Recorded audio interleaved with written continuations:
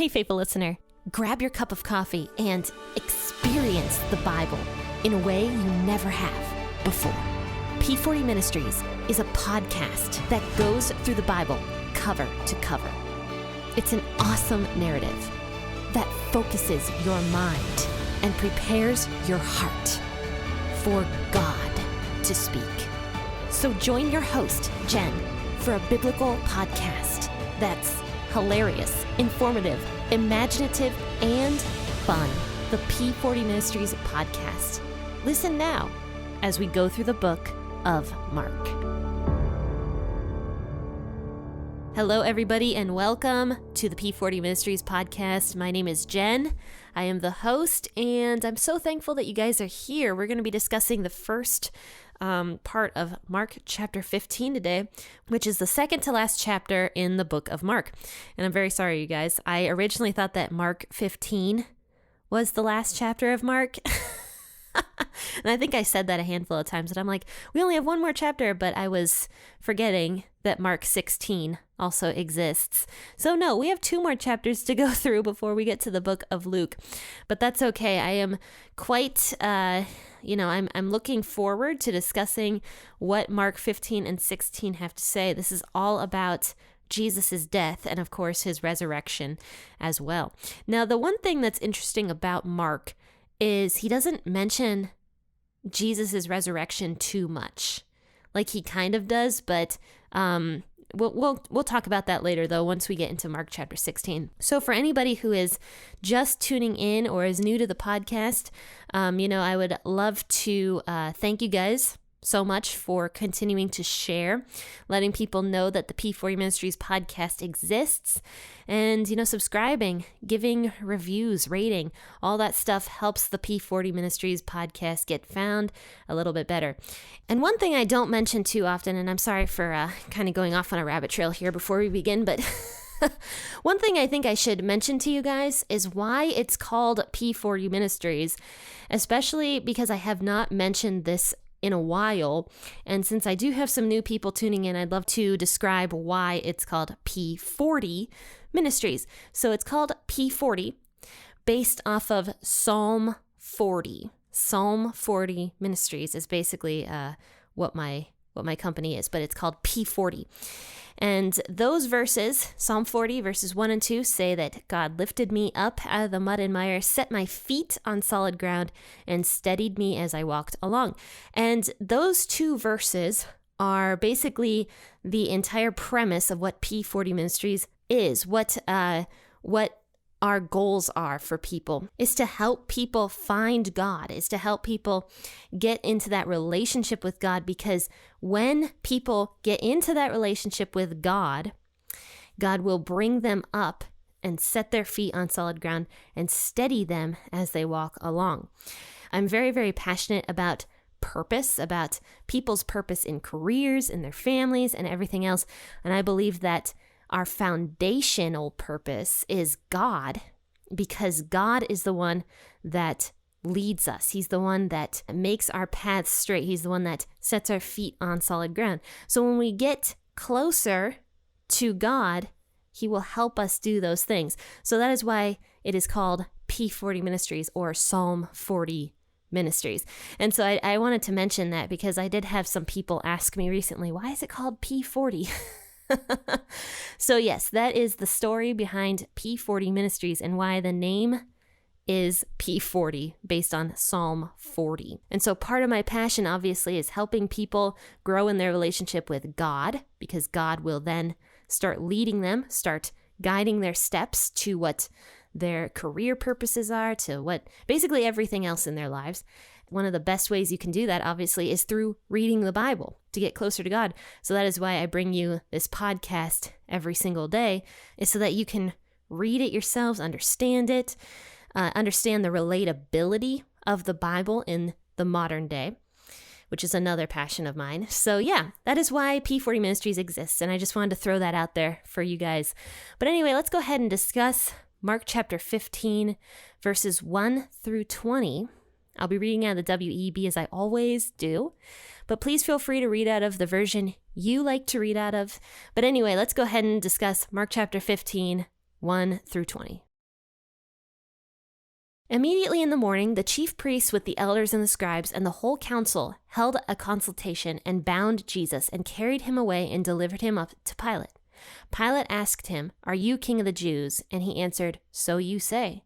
The chief priests accused him of many things. Pilate again asked him, "Have you no answer? See how many things they're testifying against you." But Jesus made no further answer, so that Pilate marveled. Now at the feast, he used to release to them one prisoner, whom they asked of him. There was one called Barabbas, bound with his fellow insurgents, men who in the insurrection had committed murder. The multitude, crying aloud, began to ask him to do as he always did for them. Pilate answered them, saying, "Do you want me to release to you the king of the Jews?" For he perceived that for the envy of the chief priests he had delivered him up. But the chief priests stirred up the multitude that he should release Barabbas to them instead. And Pilate again asked them, "What then shall I do to him whom you call the king of the Jews?" And they cried out again, "Crucify him." And Pilate said to them, "Why? What evil has he done?" But they cried out exceedingly, "Crucify him." And Pilate, wishing to please the multitude, released Barabbas to them and handed over Jesus, when they had flogged him, to be crucified. The soldiers led him away within the court, which is the praetorium, and they called together the whole court. They clothed him with purple, and weaving a crown of thorns, they put it on him. And they began to salute him, "Hail, King of the Jews!" Then they struck his head with a reed, and spat on him, bowing their knees, did homage to him. And when they had mocked him, they took off the purple robe and put his own garments on him. Then they led him out to crucify him. Wow, this is some heavy stuff already. So basically what happened in the last couple chapters was Judas, one of Jesus's 12 disciples and one of Jesus's closest friends, basically handed Jesus over to be crucified and betrayed Jesus for 30 pieces of silver, which we've talked about before was actually the same amount as a person would purchase a slave for back in those days. So Jesus was just handed over, no care for his life whatsoever by Judas. So then after that, Jesus went to an illegal trial with the Sanhedrin and with the Pharisees. The Pharisees obviously hated him because they were super jealous of him because Jesus was stealing their thunder. And so the Pharisees did not like that. They couldn't stand Jesus. They didn't like that Jesus was telling them the right way to live. They believed that they were basically above Jesus, even above the law, even above God maybe, I don't know. But they were so arrogant. They just hated and were so jealous of Jesus. So they had this like fake court the night before all of this happened. And they basically decided that Jesus was guilty because they were so jealous of him. So now they have to have a legal court procession, which would be with a Roman official. And so Pilate was that Roman official. And this is actually true to history, is that Roman court sessions would actually happen early in the morning. So once Jesus was finished getting beaten by these Sanhedrin and priests and whoever else, he was taken to Pilate very early in the morning. It says immediately in the morning is verse 1 here of Mark 15. They took him over to Pilate in order to get him executed because the Jewish people were not allowed to execute people on their own. They were fully controlled by Rome with everything. So if Jewish people wanted somebody executed, they had to take that person to a Roman official like Pilate and try to get them executed. And we do see some instances of Jewish people executing people themselves. For example, we see a handful of times in Acts, they tried to kill Paul, and they did kill, who was it? Stephen was the first Christian martyr that we know of in the Bible, and he was killed directly by the Jewish people. But the difference between Stephen and Jesus is that Stephen was not a famous man who had a lot of authority around him. He was just an ordinary person. But Jesus, of course, had the multitudes on his side, basically. He had tons of people on his side. So the priests were so scared of offending people that they didn't want to execute Jesus themselves. And so they decide to take him to the Romans, obviously, so that the Romans can actually execute Jesus, and the Pharisees would kind of be in the clear with the multitudes. And they would try to pin it all onto Rome. And you also have to remember while reading this story how much the Jews and the Romans really hated each other. Rome tolerated Judaism. So one thing that Rome would do back in the old days was that when they took over a city or a country or whatever, they would try to kind of get along with the people, and they'd add in their religion and their gods into their own religion. But in exchange, the people would have to also first and foremost basically bow down to Rome and also worship Roman gods. But when Rome came into Jewish territories, the Jewish people refused to basically do both things. So the Romans tolerated Judaism, but actually hated Judaism. So they tolerated it and allowed the Jewish people not to, worship Roman gods. They tolerated it, but they did not like it. And vice versa. The Jewish people did not want to be controlled by Rome, wanted nothing to do with Rome, wanted their own thing, basically. So couldn't stand the Roman government, didn't want anything to do with it. And so Rome and Israel absolutely hated each other. So now, going into the story a little bit more, it says that the Pharisees brought Jesus to Pilate and started basically saying all this crap about Jesus. And they're lying about him. They're saying all this stuff. They're saying he's a revolutionary. Because if they actually brought Jesus to Pilate and was like, this Jesus fellow is claiming to be a god, Pilate would be like, who cares? I don't care. And then Jesus would go free, because Romans really didn't care about that kind of stuff. They had so many gods. They just didn't care. So the priests knew that Pilate would not care if Jesus claimed to be a god. But what Pilate would care about is if Jesus was a mercenary or was claiming to be a king or was defying Rome or any of these other things. So that is what these priests decide to accuse Jesus of. And they say that Jesus is claiming to be king of the Jews. So Pilate's basically like, okay, Jesus, are you king of the Jews? And Jesus is like, so you say. And he basically just said yes with authority. And Pilate was just like, this is interesting. So then he, has probably piqued his interest a little bit. He's sitting there. And so the chief priests are accusing Jesus of all these different things. And so Pilate says to Jesus, he's like, why aren't you defending yourself? Don't you hear all this stuff that these chief priests are saying about you? And remember, Pilate probably hated these priests, okay? He probably disliked them and immediately thought that something was fishy, okay? So now he's asking Jesus directly, like, what do you have to say for yourself? And Jesus doesn't answer him. And this is definitely the first time this has ever happened to Pilate, because he marvels. He was so astounded that Jesus does not defend himself. Because can you imagine if there's a person like just saying just all this garbage about you, like all this crap, like, oh, you did this and this and this, and none of it was true. Can you imagine just sitting there quietly allowing them to like lie about you and your life was on the line? No, I mean, you would absolutely defend yourself. Any human being would. I would. Every person on earth would defend themselves, because we all hate being lied about. Okay, we all hate that. And so Jesus here is saying nothing. And Pilate is like freaked out by this. He's like, who is this guy that he's just saying absolutely nothing?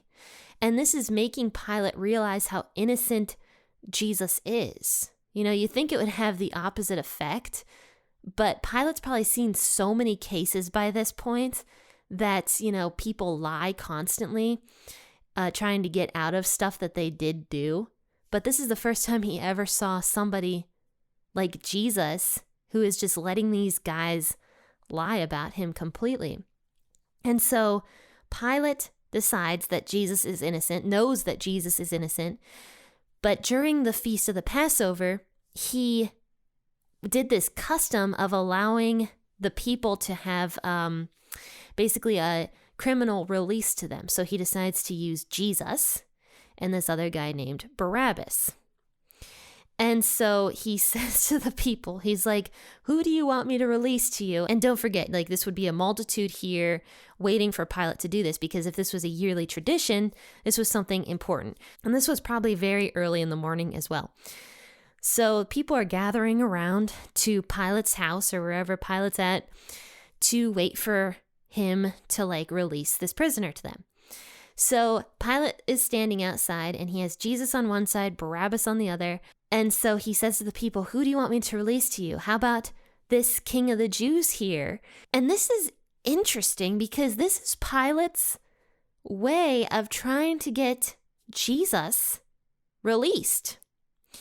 And we know from history that Pilate was not a nice guy. He was not nice. And you can actually see by his demeanor in, the Gospels that he was, first and foremost, he didn't want to tolerate the chief priests, and he was also very arrogant. I get these two things from just what the Gospels have to say about Pilate, is that he was not a very nice guy, but yet he believed Jesus was innocent enough to try to get him released. So he says to the people, do you want your king of the Jews? So one thought is that he was mocking Jesus. The other thought is that if he uses the words king of the Jews, the people might think that Jesus was against the Romans, and that might want to make the people, release Jesus instead. I don't know. I don't know what the case is or not, but it does seem like he wants to get Jesus released, right? Because we do see that in other Gospels that he was asking the crowd questions. He was really trying to get them to choose Jesus. He didn't want to crucify an innocent person. And because of his dislike of the priests, he probably didn't want to let the priests have their own way, which might have been even more than trying to get Jesus released. He possibly just did not want the priests to get what they wanted. And so, there's many different facets of this story. Another thing I kind of thought here was this crowd that's outside of Pilate's house possibly, didn't want to listen to what Pilate wanted. Because we do see that Pilate kind of argues here with the crowd. He's like, why? Why do you guys want to crucify him? What evil has this guy done? It's definitely human nature to go against authority. It's human nature to go against the government. I mean, even here in America, I see that so much. I see people just wanting to do the opposite of whatever the government is doing. I mean, it's human nature, right? We don't want to listen to authority. That is why people just went wrong with the law. They didn't want to listen to God's authority. We don't want to listen to government. For the most part, we don't really like authority because we kind of want to be in control of our own selves. So, the crowd here was first and foremost being egged on by the chief priests and the scribes here, because it says that the chief priests were saying, crucify Jesus, and egging the crowd on.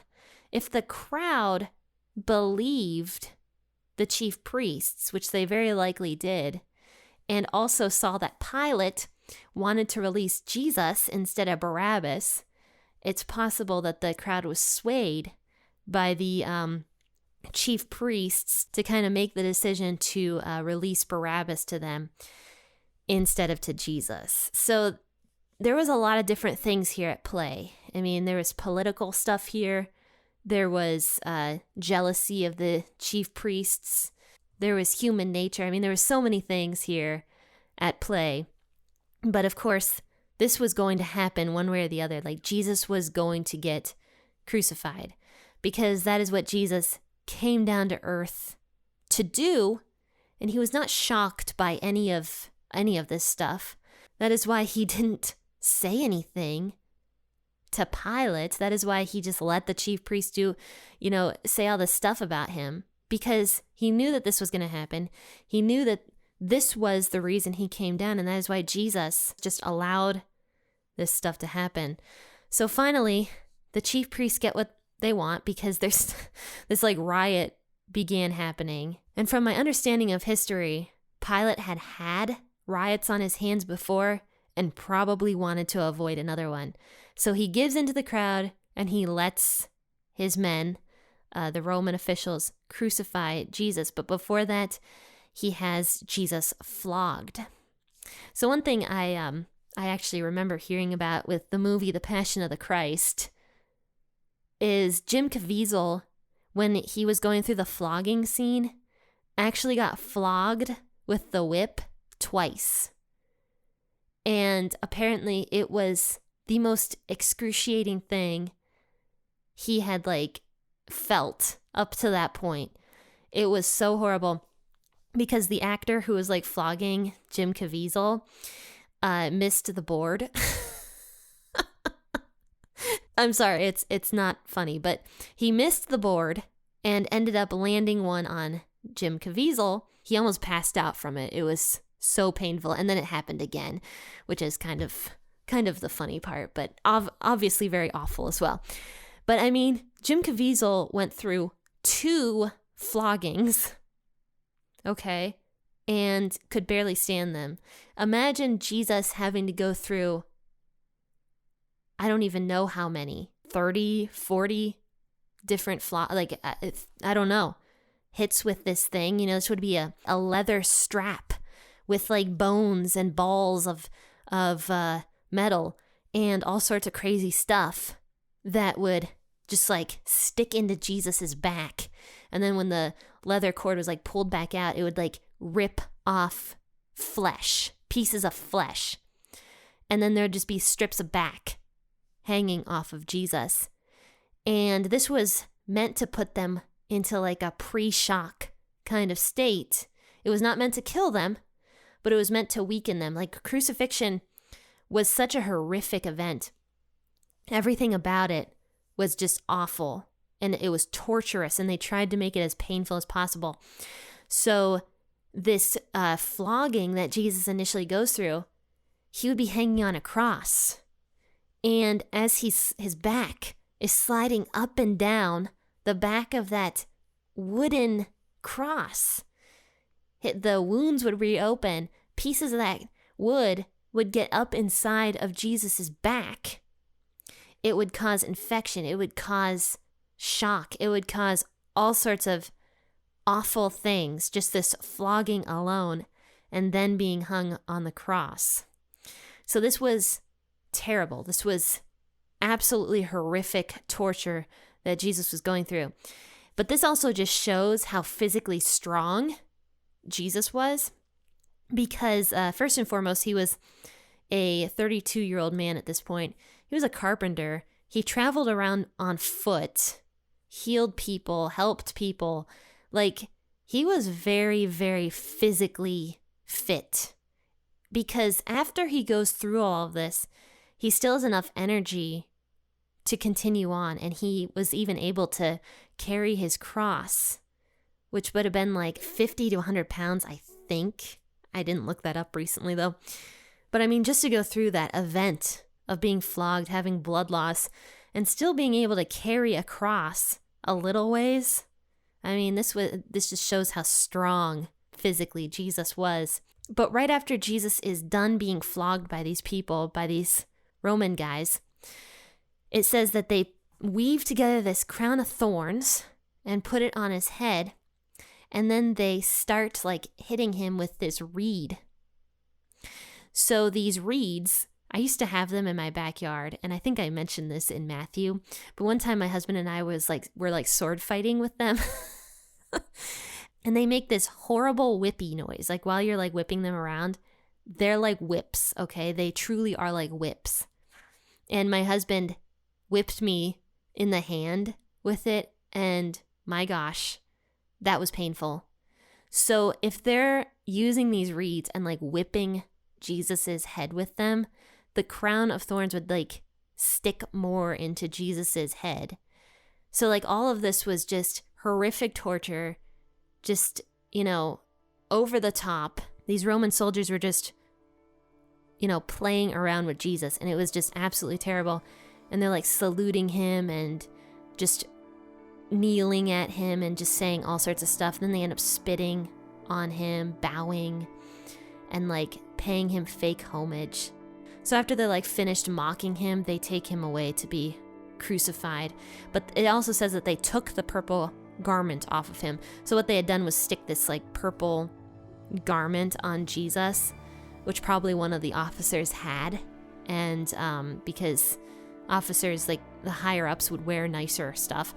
So one of the officers probably took his purple robe, which would have been an expensive color to make back in these days, took the purple robe off and put it on Jesus to show like, kingliness or whatever, fake wise. And then, if they're ripping this purple garment off Jesus, that would have reopened all of his wounds. And yeah, so just really awful stuff.